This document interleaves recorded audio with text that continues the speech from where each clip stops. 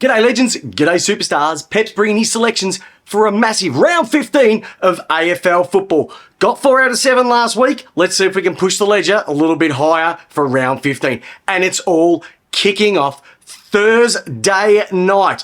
The Fremantle Dockers versus the Essendon Bombers live Optus Stadium, 7:40 p.m. This game, I reckon, could be a little bit of a sneaky one.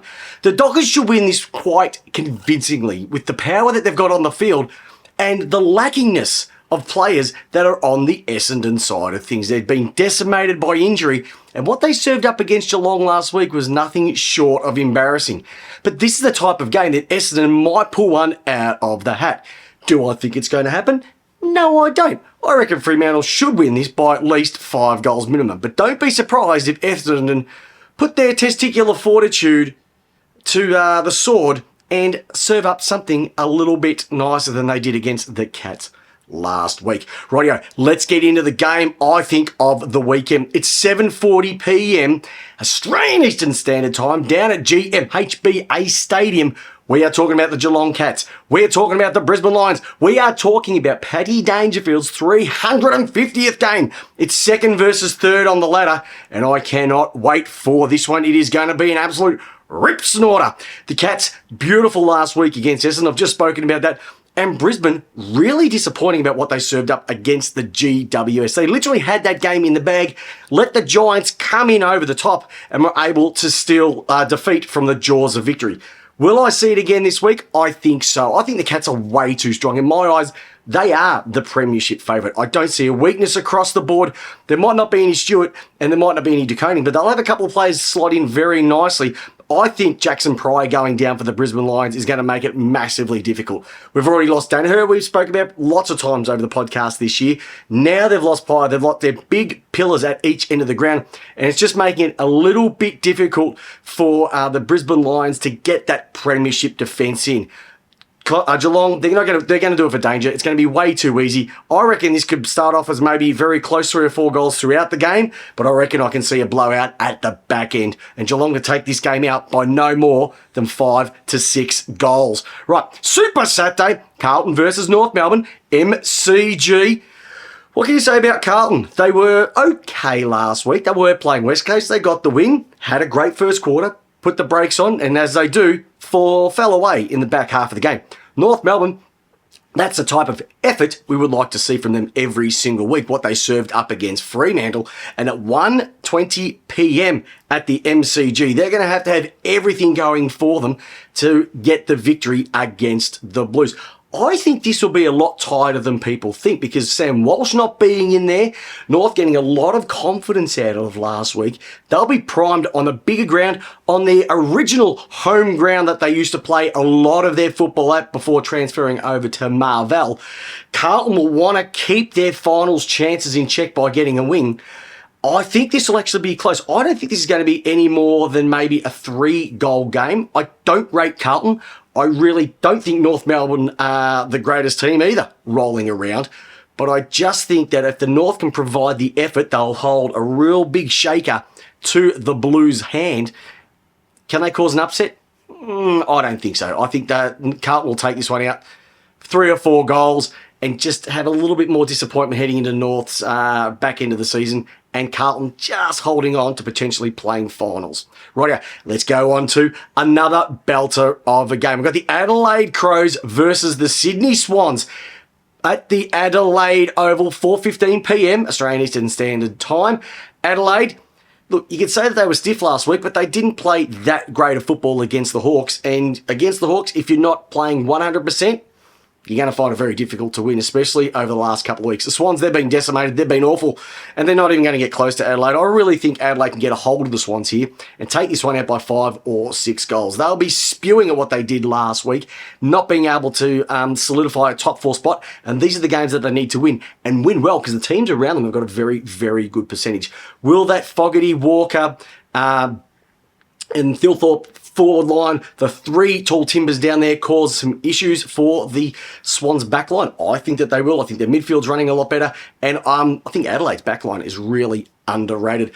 Sydney, We know that they're working under Cox. We know they've got a new game style. We know that things aren't clicking as well as they should, but they are a shell of their former self, and they'll go down with another loss. And then the big questions need to be asked. Does this team need a bigger than normal reset? I think that they do. And I can see Adelaide taking this one out by at least 5 or 6 goals and adding a little bit more percentage to them as well. Rightio, let's get into Saturday night. And we're talking about Collingwood versus St Kilda at Collingwood's spiritual home ground of Marvell Stadium, 7:30, 5 p.m. Saturday night.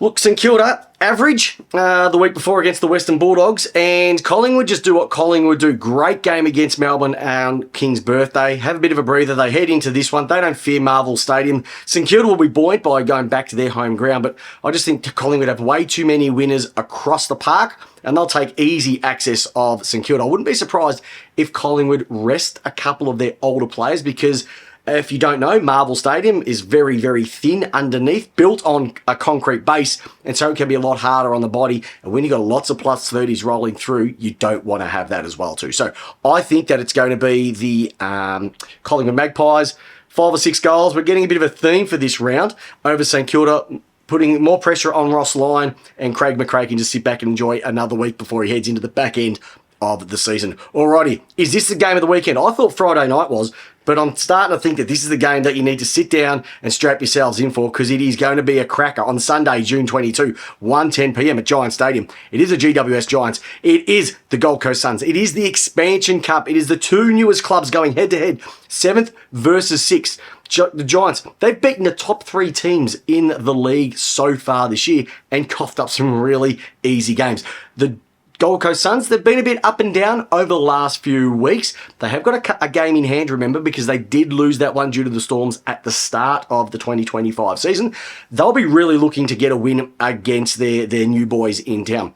It really is going to be a battle of the midfield. I think that can the Gold Coast Suns backline hold Cadman, hold Hogan? I think Collins and co can do the job down there.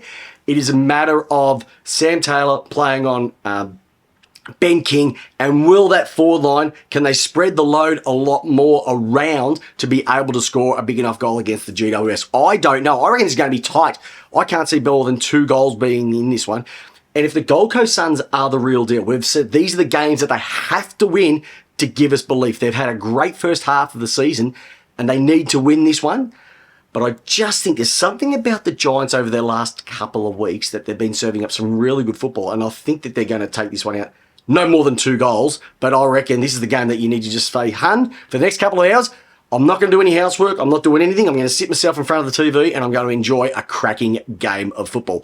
Right, let's go over to another one. 3:20 p.m. on Sunday. This one's also at Marvell Stadium. We're talking about the Bulldogs. We're talking about the Richmond Tigers. Bulldogs, great game against St Kilda last week. Sam Darcy doesn't he make a massive difference to that team, and even Norton getting a bit of ball and some goals as well too, which has been long overdue. Also good to see Jamara coming back into the fold during the week. Good luck to him. I don't know if he's going to play a game in 2025, but it's good to see him back around in the familiar surroundings of a football club. Richmond have exceeded expectations so far in 2025. I don't think they're going to be able to win this one. I think the Dogs on that home deck are going to be way too quick, and I wouldn't be surprised if this turns into maybe a 10-12 goaler. If Darcy, Norton, West, Bont, Liberatore, Fraser just get their hands on the ball around that midfield, pushing forward, it's going to be very, very difficult for Richmond to stop, even though I think that they've been exceptional this year. Probably one of the teams of the season, even though the results haven't shown, they are definitely on the right tack. But the Bulldogs, another big win coming up this week and really setting their percentage up for the season. And that's it. Adelaide Hawks, Melbourne and West Coast, they've got the week off. They're either going to the Snow, going to the Barley, going to Byron Bay. It doesn't really matter, but what you're getting is your AFL tips for a massive round 15 of AFL football, brought to you by yours truly. Make sure you join me and J-Dog Monday night 8 p.m. here, live on YouTube for our weekly wrap-up show. And more importantly, if you haven't liked or subscribed, ring the bell, because 87% of people who watched our video last week weren't subscribers. And so it meant a lot to me, it meant a lot to the channel. It just means that we can get bigger guests and bigger videos for you, because it's how you want your footy. Lace out. Good luck to your team, and see you next week.